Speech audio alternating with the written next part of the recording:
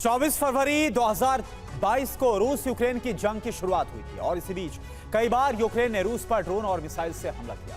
लेकिन जंग में ऐसी पहली बार हुआ है जब ज़ेलेंस्की के जवान बॉर्डर पार करके रूसी सरहद में दाखिल हो गए। रूसी शहर कुर्स्क में इस वक्त पुतिन की सेना ज़ेलेंस्की के जवानों से मुकाबला कर रही है।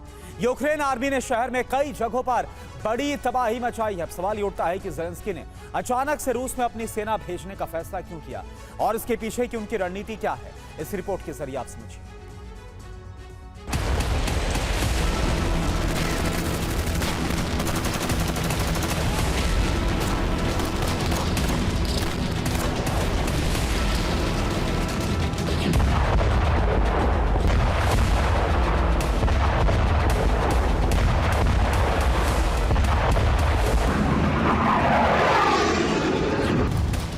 सड़कों पर मौजूद सेना का काफिला रूस का नहीं यूक्रेन का है। जिस जमीन पर यूक्रेन की सेना मौजूद है वो यूक्रेन की नहीं रूस की है।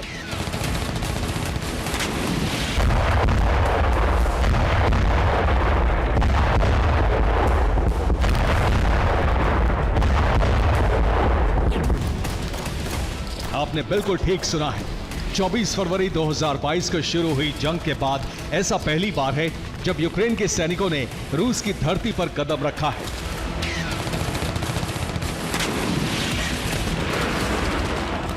वो भी टैंक, आर्मर्ड व्हीकल और तबाही के दूसरे सामानों के साथ।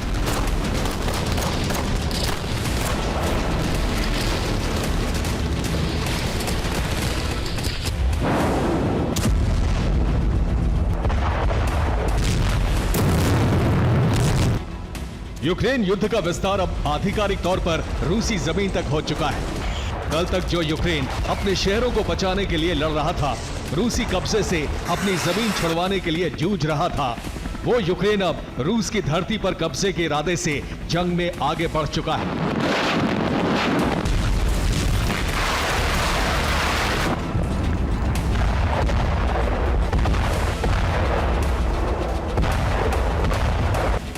यूक्रेनी राष्ट्रपति का सबसे पहला टारगेट कुर्स्क है, जिसे पूरा करने के लिए the great battle of Kursk शुरू हो चुका है।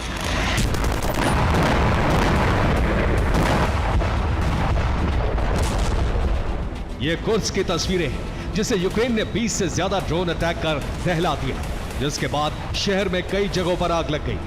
मगर ये यूक्रेन के प्लान का सिर्फ पहला चरण था।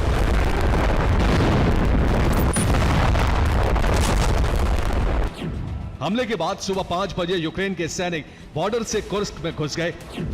यूक्रेनी टुकड़ी में 300 सैनिक, 11 टैंक, 20 आर्मर्ड व्हीकल शामिल थे। ये सभी सैनिक सूमी कुर्स्क के बॉर्डर से दाखिल हुए। निकोलायेवो, दारिनो और ओलेशन्या की चौकियों पर हमला कर दिया। ये वीडियो कुर्स्क बॉर्डर का है। तस्वीरें तब ली गई जब यूक्रेन की सेना रूस में दाखिल हो चुकी थी। कतार में आगे बढ़ते ये यूक्रेन के स्ट्राइकर टैंक हैं। इन टैंक्स के साथ यूक्रेनी आर्मी ने रूस की धरती पर कदम रखा।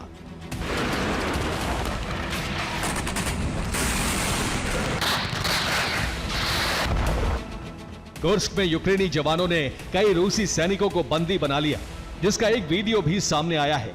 दावा है कि इस वीडियो में कतार में चलते ये रूस के सैनिक हैं, जिन्हें यूक्रेनी जवानों ने बंदी बना लिया।